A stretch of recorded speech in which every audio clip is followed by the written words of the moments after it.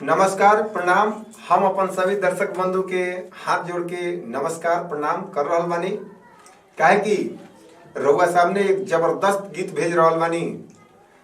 हमार studio SM films recording studio से launch हो रहल बा। जौन गाना के बोल बा, कहत काढ़िए के दे दी है करे जाओ तोहारे बा।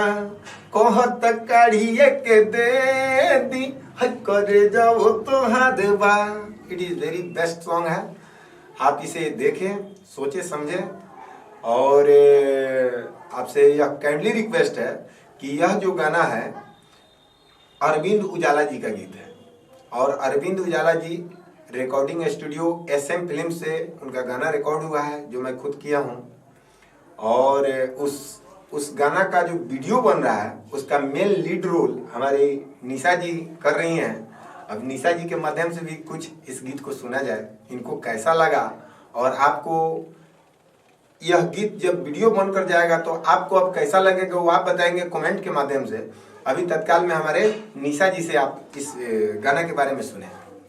नमस्कार प्रणाम, मैं एक्ट्रेस निशा आर्या और बहुत खुशी की बात है कि अरविंद उजाला जी का सॉन्ग रिलीज हो रहा है, जो कि गाना का बोल है तोहरा बिना मुश्किल बजीना, तोहरा बिना मुश्किल बजीना। मिले के दिल बेकरार बाए राजा तोहरे से प्यार बा। कहत काढ़िए के दे दी है करे जाओ तोहारे बा। ये गाना बा और हमारे निशा आर्या जी ये गाना के फिल्मा रहल बड़ी ओरिजिनल कैरेक्टर में। और गाना समझी कि अलग अलग लोकेशन पर लेवल गेल बा, कुछ इस सेटअप पर भी लेवल गेल बा और कुछ समझी कि फूल बागवानी बहुत बढ़िया अपने के